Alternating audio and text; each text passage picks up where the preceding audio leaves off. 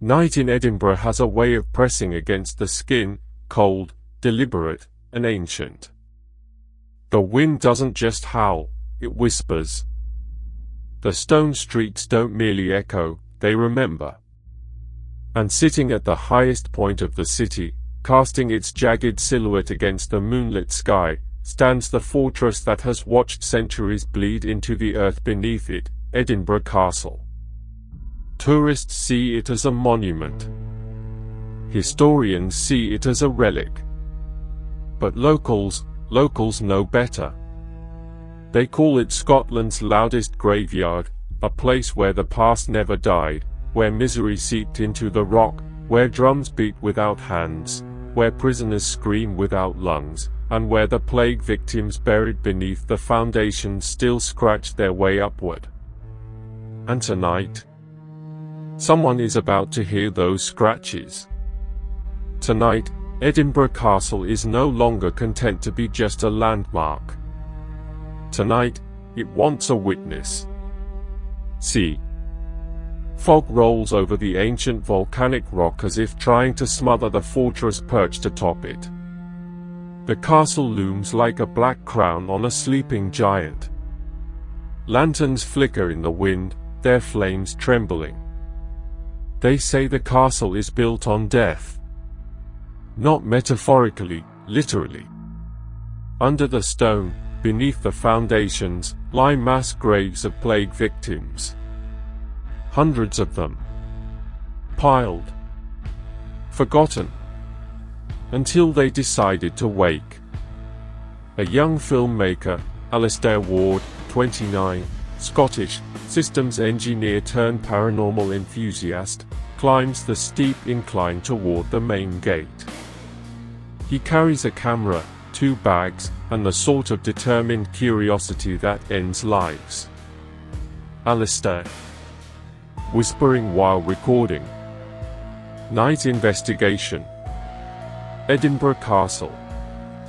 Unauthorized entry. No guards scheduled for the next 4 hours. If anything happens, someone will find the footage. He turns the camera toward the looming gate. It creaks. He freezes. The gate slowly opens, on its own. A slow breath of wind exhales from within the darkness. But the wind is warm. Alistair. What the hell? He steps in.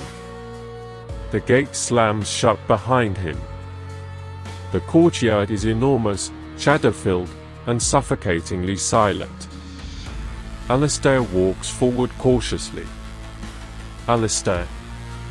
If you're here, drummer boy, show me something. The air thickens.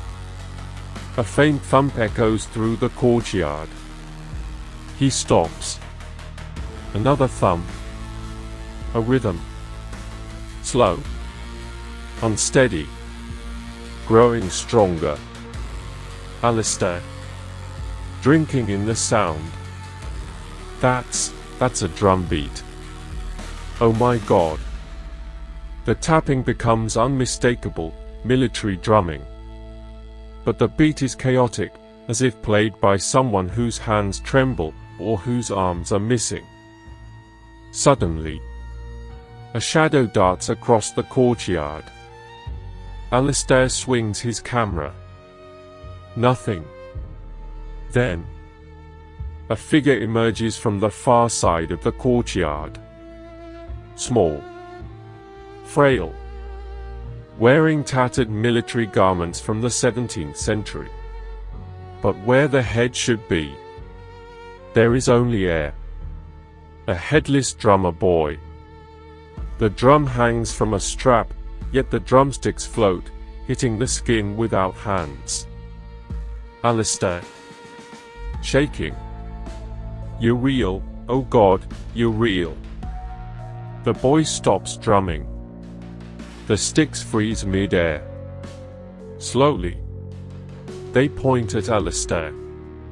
The figure rushes him at impossible speed. Alistair falls back, scrambling, gasping. The drummer vanishes inches from his face. Silence. But Alistair is no longer alone. Something breathes beside his ear. Int. Prison block, night. Alistair stumbles into the dungeons beneath the fortress. The air is colder, older, thick with rotten something else, resentment. This is where prisoners of war were held. And where many died. Alistair. Reading the plaque. Hundreds imprisoned. Torture common. Escape impossible. Well, we'll see. He walks deeper. Whispers begin. Soft at first. Then clearer. But he cannot understand the languages: French, German, Gaelic, Norse, centuries of suffering layered on top of each other. Voice, French. Laissez-nous sortir. Let us out. Tha shin faddest bo. We are still alive. Chains rattle. A cell door slams open on its own. Alistair approaches carefully. Something moves in the darkness inside. A figure crawls into the faint light, its limbs thin, broken-looking, twisted unnaturally. Its eyes are hollow pits, its jaw dislocated. A prisoner of war, still trying to crawl free centuries later. Alistair. Oh Jesus Christ. The prisoner screams, a shrill, animalistic wail that shakes the walls. Other cells begin opening. Slowly. Deliberately. Alistair runs. But the whispers follow him. Growing in number. Growing in hunger. Alistair finds a stairway leading even deeper into the rock. He descends with trembling breath. The smell hits him first: rot, mold, and old blood. Then he reaches the bottom. A cavernous space, dimly lit by his flashlight. The floor is dirt. But the dirt is not flat. It shifts. Moves subtly. Like something beneath is breathing. Alistair. This has to be the plague pit. He scans the ground. His light catches something pale. A hand. A skeletal hand reaching just above the surface.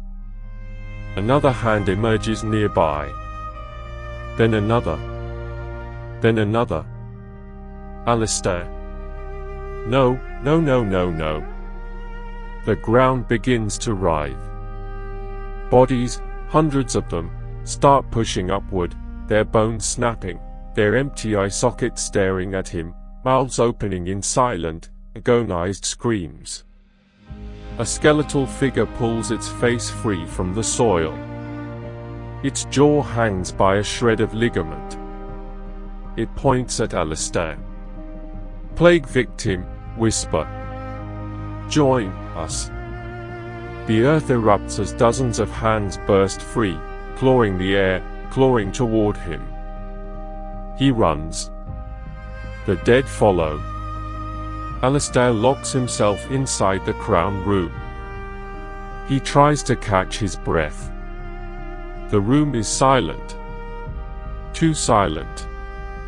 This is the oldest part of the castle. The heart.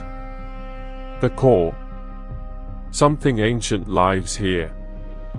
A presence that watches him from the shadows. Where there were kings, there were assassins. Where there were queens, there were traitors. And where power once lived, darkness always remains. Alistair approaches the glass case containing the crown jewels. He sees his reflection. Then, he sees another reflection behind him. A tall man wearing a plague doctor mask. Alistair whispers, "Who are you?" The figure does not answer. It places a gloved hand on his shoulder. He screams and swings the camera. Nothing there. He turns back to the glass. The man in the plague mask is inside the reflection, staring back at him from behind the glass. Its handprints appear on the inside surface of the case. Pressing. Scraping. Then, from behind the glass, the mask's beak cracks open, revealing rows of rotten teeth. The figure reaches its arm toward him from inside the reflection. Glass begins to splinter. Alistair sprints into the great hall, slamming the doors behind him. Torches flicker. Something stands at the far end of the room. For a moment he thinks it's a suit of armor. Until it moves. A towering soldier in rusted armor turns its helmet toward him. Its visor is broken, revealing a hollow void beneath. Another armored corpse stands beside it. And another. 10 of them. 15. A full platoon of ghostly soldiers, all staring at him, their armor creaking as they turn. Then, he hears the boy. The headless drummer marches into the hall, beating a steady rhythm. The soldiers begin to march toward Alistair. Slow. Heavy. Metallic. He backs away in terror. The drummer stops inches from him. The floating drumsticks turn sideways, like blades. They slice across his arm. He screams. Blood hits the floor. The soldiers stop marching. They smell it. A low rumbling moan fills the hall. Alistair runs. Int. Treasure chamber, night. Breath ragged, vision blurred, Alistair stumbles into the chamber holding the Stone of Destiny. The air here is different, humid, charged, humming with ancient power. Alistair. Panting. I don't want to die here. The chamber responds. The floor trembles. The Stone of Destiny, the ancient coronation landmark, begins to pulse faintly with a deep red glow. Whispers echo. Not human whispers. Older. Darker. From the walls. From the stone. From the dead. Ancient voice. Yield to the castle. Alistair collapses. His camera skitters across the room. He crawls toward it. But a hand shoots out from under the stone, rotted, blackened, claw-like, grabbing his ankle. He screams as it drags him closer. He kicks and breaks free.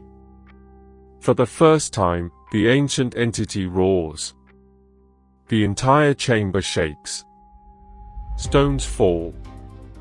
Dust clouds the air. Alistair staggers to his feet and flees. Alistair stumbles toward the entry gate, bleeding and terrified. He reaches the gate. It won't open. Behind him, footsteps. Slow. Measured. A child's footsteps. The boy is coming. Shadows gather on the walls, prisoners pressing from the stone, plague victims dragging themselves from the floor, the plague doctor appearing behind him, shoulders rising and falling with each sickening breath. Alistair. Screaming. Please. Let me go. The gate opens, just an inch. Enough for a chance. He races toward it. The drummer boy appears directly in front of the gap. And for the first time, Alistair sees something where the head should be. Not a face. Not a skull. A void. A swirling, infinite darkness that consumes the light around it. It expands. It reaches toward him. Alistair throws himself against the gate. Breaks through.